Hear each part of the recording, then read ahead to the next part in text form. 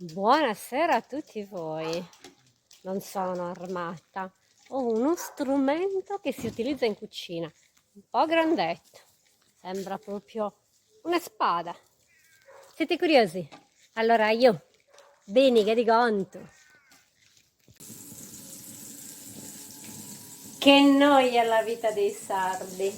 Tra un girarosto e l'altro, una grigliata e una frittura.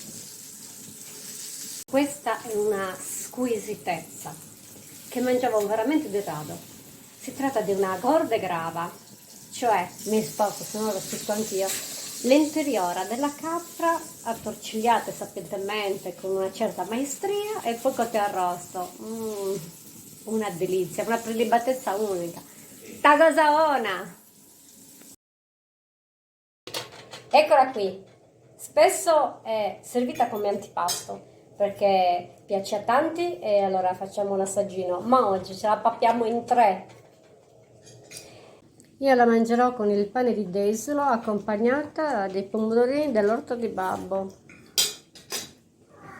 Venite a trovarci che la faremo assaggiare anche a voi. Vi saluto Asi Birisanus. Ciao!